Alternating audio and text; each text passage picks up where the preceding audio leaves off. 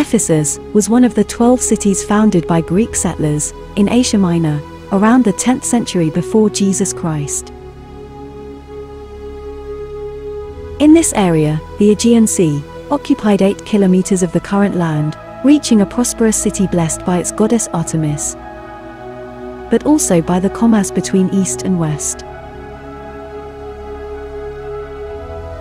After centuries of fights and looting, since the year 133 before Jesus Christ, the city became part of the Roman Empire, after death, without inheritor, of Attalus III, the last king of Pergamum. Being ruled by Rome, the reform of the port began. A port that was more than just a way for the traffic of people and goods. It was also the monumental entrance to the city. The Arcadian Way is an almost 600 meters long avenue which connect the port to the theatre. On the left side, we see the harbour gymnasium and baths, and further away, the Olympian and the district of Caressos.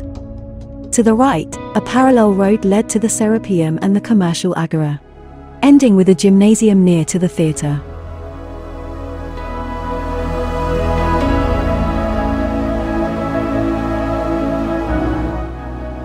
The theatre was the centre of Ephesus' social life, with up to 24,000 beholders, a 3-floor scene front, and a privileged sight over the city.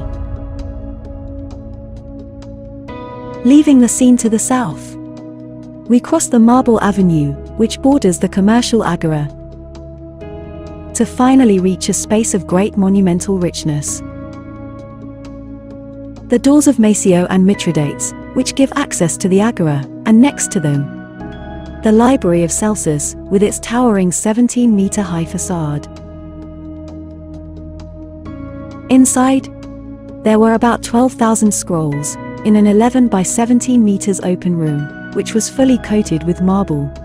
Underneath, remains buried his patron. Here begins the Caretes Avenue, with Hadrian's Gate, and illustrious tombs such as the Androclos I, and, probably, Arsinoe I, the unfortunate sister of Cleopatra. There are porticos on each side and streets of insules, with several floors, staggered according to the mountain slope. Each house is usually organized around a central patio, and some of them, like this owned by Gaius Flavius Furius Apto, have a luxurious decoration of marble and mosaics. Going up across the Caretes Avenue,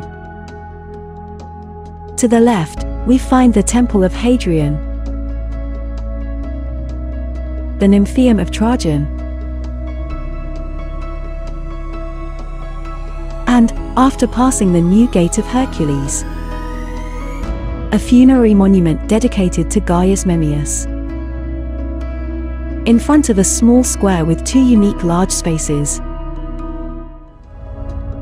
a monumental facade of Atlanteans that support the upper square, on which the Temple of Domitian stands. And, to the other side, the civilian agora, with a temple, initially dedicated to Isis. This square of 160 by 73 meters housed the main political related buildings. In its northern part, the most relevant one is the Odeon, the one with a semicircular shape. Built in the 2nd century, it was the meeting place for the town council and could hold up to 1,500 people when used for recitals or conferences. A little further to the north, we found other temples.